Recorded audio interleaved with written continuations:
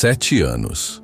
7 anos de casamento que pareciam uma eternidade perdida no vazio. Eu olhava para ela dormindo ao meu lado e sentia como se estivesse observando uma estranha. Minha esposa, mãe dos meus filhos, havia se tornado uma desconhecida que dividia comigo apenas as contas e a responsabilidade de criar 2 crianças.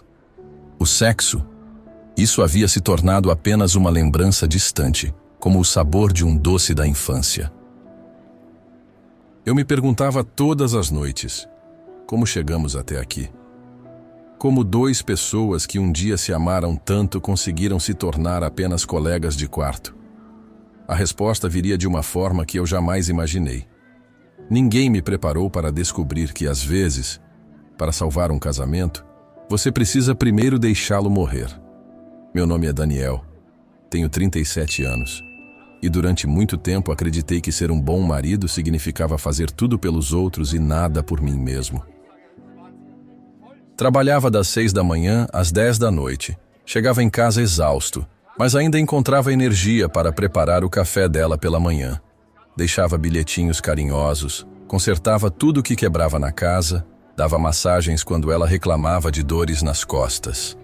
Acreditava que amor era serviço, que demonstrar carinho era através de ações práticas. Minha esposa Laura, de 32 anos, sempre foi uma mulher independente e forte. Nos primeiros anos, isso me atraía imensamente. Ela tinha opiniões firmes, sabia o que queria, e nossa conexão era intensa tanto emocional quanto fisicamente. Mas algo mudou, e eu não conseguia entender o quê. Quanto mais eu me dedicava a ela, mais distante ela ficava. Antes de continuar, comente de que cidade está vendo esse vídeo. Curta e compartilhe esse vídeo com alguém querido. Tudo começou a desmoronar há 3 anos, quando nossa vida íntima simplesmente evaporou. Laura sempre tinha uma desculpa. Estava cansada do trabalho, preocupada com as crianças, com dor de cabeça. No início, eu fui compreensivo. Afinal, ela carregava uma carga pesada sendo mãe e profissional. Mas os dias se transformaram em semanas, as semanas em meses. Cada tentativa minha de aproximação era recebida com um suspiro de irritação ou uma desculpa rápida. Comecei a me sentir como um mendigo pedindo por afeto em minha própria casa. A rejeição constante começou a corroer minha autoestima. Eu me olhava no espelho e me perguntava se havia algo errado comigo. Será que eu não era mais atraente? Será que havia perdido minha capacidade de despertar desejo nela? A dúvida se transformou em uma ferida que sangrava todos os dias. Eu sabia que algo precisava mudar, mas não sabia como. A humilhação final veio numa noite de sexta-feira, depois de uma semana particularmente difícil no trabalho. Eu havia planejado uma noite especial, jantar romântico em casa, as crianças dormindo cedo, velas acesas. Havia comprado até mesmo uma lingerie cara para ela, esperando que isso reavivasse nossa paixão. Quando Laura chegou e viu toda a preparação, sua reação foi devastadora. Daniel, você não entende? Essas coisas todas só me fazem sentir mais pressionada. Não é sobre romance, é sobre você me cobrando sexo de forma indireta. Suas palavras foram como facadas. Ali, cercado pelas velas que eu havia acendido com tanto carinho, percebi que meu esforço estava sendo interpretado como manipulação. Ela subiu para o quarto e me deixou sozinho com os destroços do meu romantismo rejeitado. Naquela noite, algo morreu dentro de mim. Era minha esperança de que o amor poderia ser recuperado através da insistência. A partir daquele dia, uma semente de mudança começou a germinar em meu peito, embora eu ainda não soubesse.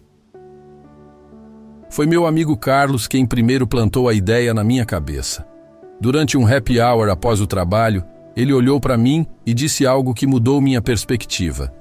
Daniel, você está tentando amar alguém que não quer ser amada por você.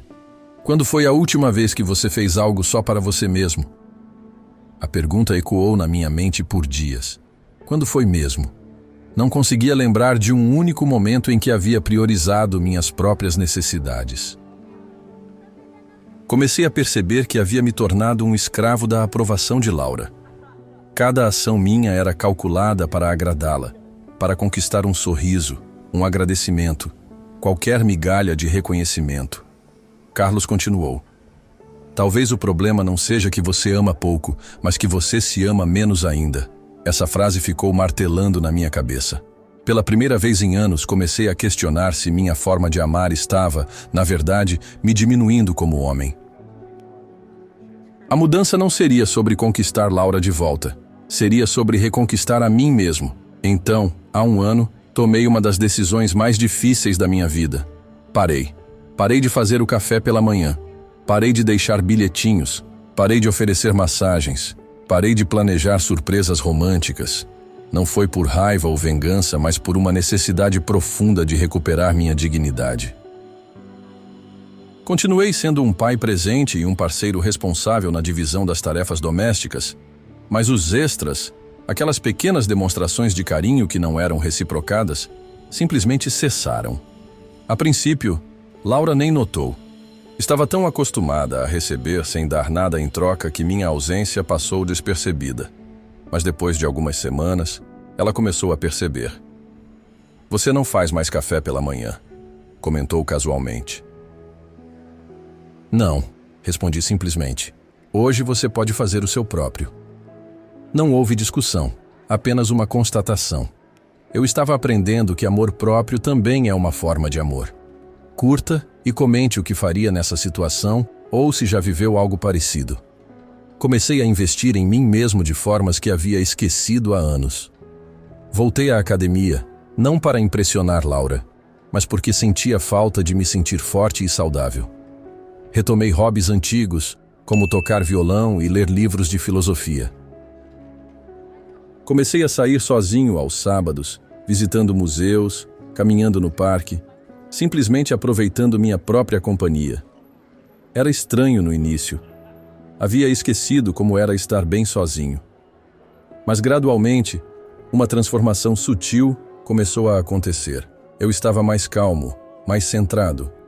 Parava de buscar constantemente a aprovação de Laura, e isso, ironicamente, me fez parecer mais interessante aos seus olhos. Ela começou a fazer perguntas sobre onde eu estava indo, o que estava fazendo. Pela primeira vez em anos, eu havia me tornado um mistério para ela. Minha jornada de autoconhecimento estava apenas começando, mas eu já podia sentir que estava no caminho certo. Mas Laura não reagiu bem à minha transformação. Num domingo de manhã, enquanto eu me preparava para sair para uma caminhada sozinha, ela explodiu. Você mudou, Daniel. Você não é mais o homem carinhoso que eu casei. Você está me punindo por não fazer sexo com você? Suas acusações me atingiram como socos, mas desta vez eu não me curvei. Laura, respondi com uma calma que me surpreendeu. Eu não mudei por raiva. Mudei porque percebi que estava perdendo a mim mesmo tentando ser o que você queria, e talvez o que você queria não fosse um marido, mas um servo. Ela ficou em silêncio por um longo momento. Você está sendo egoísta, disse finalmente. Talvez, admiti, mas prefiro ser um egoísta que se respeita do que um altruísta que se odeia. Naquele momento percebi que nossa relação havia chegado a um ponto crítico. Não havia volta. Ou nós encontraríamos uma nova forma de nos relacionar, ou nossa união estava fadada ao fim. Foi então que conheci Helena, uma psicóloga de relacionamentos que dava palestras na empresa onde trabalho. Não procurei ajuda inicialmente. Fui apenas a uma palestra sobre comunicação no ambiente corporativo. Mas ela falou sobre algo que me atingiu profundamente. Muitas vezes as pessoas confundem amor com dependência emocional. Amor verdadeiro não é precisar do outro para se sentir completo. É estar completo e escolher compartilhar essa completude com alguém especial. Após a palestra, me aproximei dela. Posso fazer uma pergunta pessoal? Perguntei hesitante. Se você descobrisse que sua forma de amar estava na verdade destruindo o relacionamento, o que faria? Helena me olhou com compaixão e disse: Primeiro, Eu pararia de tentar salvar o relacionamento e começaria a salvar a mim mesma. Porque relacionamentos saudáveis só existem entre pessoas saudáveis. Suas palavras foram como uma revelação. Eu não precisava de um conselheiro matrimonial. Eu precisava de um espelho para enxergar quem eu realmente era por trás de toda aquela necessidade de agradar. O confronto final aconteceu numa noite chuvosa de setembro. Laura estava visivelmente frustrada com minha nova personalidade, como ela chamava. "Você está destruindo nossa família", ela disse, com lágrimas nos olhos. "As crianças percebem que você não me trata mais como antes. Elas estão confusas." Senti meu coração apertar. Meus filhos eram tudo para mim, e a última coisa que eu queria era prejudicá-los. Mas desta vez, eu não cedia ao chantagem emocional. "Laura", disse olhando nos olhos dela, "as crianças estão percebendo que seu pai finalmente tem dignidade própria. Estão vendo que ele não aceita mais ser tratado como um empregado doméstico que recebe amor como pagamento." Ela ficou em silêncio, processando minhas palavras. "Você quer o divórcio?" perguntou em voz baixa. "Eu quero um casamento de verdade", respondi, "onde duas pessoas inteiras se escolhem todos os dias. Se isso não é possível com você, então talvez o divórcio seja mesmo a resposta mais honesta." A tensão no ar era palpável. Sabíamos que aquela conversa definiria o futuro da nossa família. A transformação não veio de uma hora para outra, mas naquela noite, algo definitivamente mudou entre nós. Laura, pela primeira vez em anos, me viu não como o homem que implorava por sua atenção, mas como alguém que tinha valor próprio e não estava disposto a negociar sua dignidade por migalhas de afeto. Durante as semanas seguintes, ela começou a me observar com outros olhos. Via-me saindo confiante para meus compromissos pessoais, cuidando de mim mesmo, sendo um pai presente sem ser um marido carente.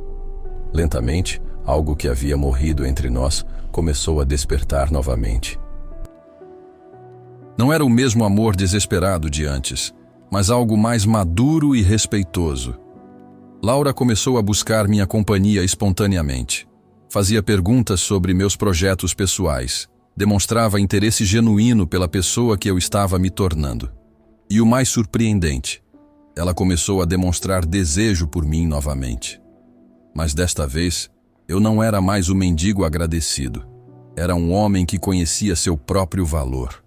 O poder da dinâmica havia mudado completamente. Hoje, olho para trás e vejo que aquele período sombrio foi necessário para meu crescimento como ser humano. Aprendi que amor próprio não é egoísmo. É pré-requisito para qualquer relacionamento saudável. Descobri que quando você para de implorar por amor, você se torna digno de recebê-lo genuinamente. Laura e eu ainda estamos juntos, mas nosso casamento é completamente diferente agora. Ela me respeita porque eu me respeito. Ela me deseja porque eu não preciso mais da validação dela para me sentir valioso. Nossos filhos crescem vendo um pai que tem dignidade própria e uma mãe que escolhe amar, ao invés de ser amada por obrigação. Entendi que salvar um casamento, às vezes, significa estar disposto a perdê-lo. Só quando parei de ter medo de ficar sozinho, me tornei alguém com quem vale a pena estar junto. A ironia da vida é cruel e bela ao mesmo tempo. Só recebemos o amor que acreditamos merecer. Um dia Laura me procurou e disse algo que jamais esquecerei. "Daniel, me desculpe por ter tratado seu amor como se fosse obrigação. Quando você parou de implorar por minha atenção, eu percebi o quanto havia perdido o respeito por você e por mim mesma." Foi uma conversa difícil, mas necessária. Ela admitiu que havia se acostumado a me ver como alguém que sempre estaria ali, independente de como me tratasse.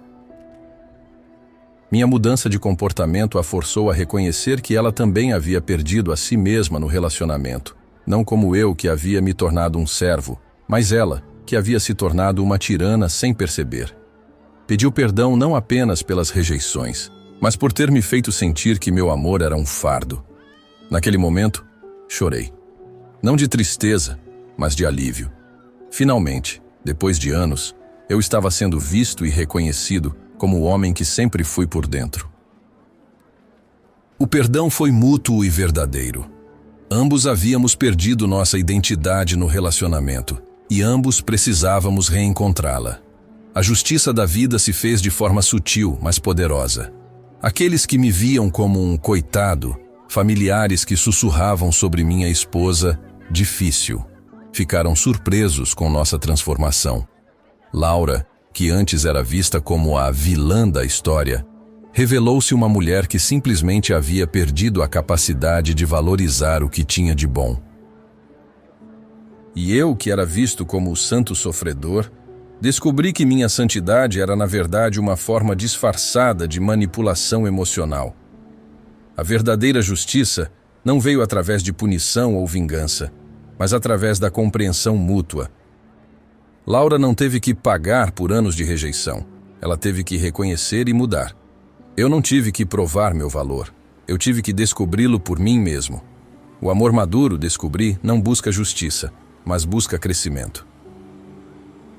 Hoje, quando vejo outros homens na situação em que eu estava, ofereço não conselhos de como reconquistar suas esposas, mas como reconquistar a si mesmos. Agora, nossa família vive uma realidade completamente nova. Minhas manhãs começam com autocuidado, academia, meditação, leitura, antes de cuidar dos outros. Laura despertou para uma versão de si mesma que havia esquecido. Uma mulher que escolhe demonstrar amor ao invés de apenas recebê-lo. Nossos filhos crescem vendo pais que se respeitam mutuamente, que têm identidades próprias além dos papéis de pai e mãe. Eles aprendem através do nosso exemplo que relacionamentos saudáveis exigem duas pessoas inteiras, não duas metades desesperadas procurando completude no outro.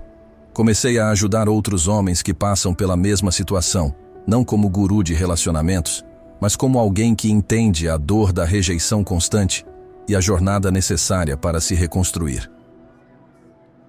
A vida me ensinou que às vezes o maior ato de amor que podemos fazer por alguém é parar de tentar salvá-la. Quando paramos de ser salvadores compulsivos, permitimos que o outro seja responsável por sua própria felicidade. Se você está lendo esta história e se identificou com minha jornada, saiba que a mudança é possível, mas ela precisa começar dentro de você. Não espere que o outro mude primeiro. Não implore por amor, respeito ou atenção. Construa uma vida tão interessante e plena que as pessoas queiram fazer parte dela, ao invés de serem obrigadas por culpa ou manipulação emocional. O amor verdadeiro só floresce no solo da liberdade e do respeito mútuo. Lembre-se, você não pode controlar como os outros te tratam, mas pode controlar como você se trata. E quando você finalmente aprende a se amar de verdade, o mundo inteiro conspira para te oferecer o amor que você sempre mereceu. A vida é muito curta para ser vivida de joelhos, implorando por migalhas de afeto. Levante-se, recupere sua dignidade e descubra que o amor mais importante, o amor próprio, sempre esteve ao seu alcance.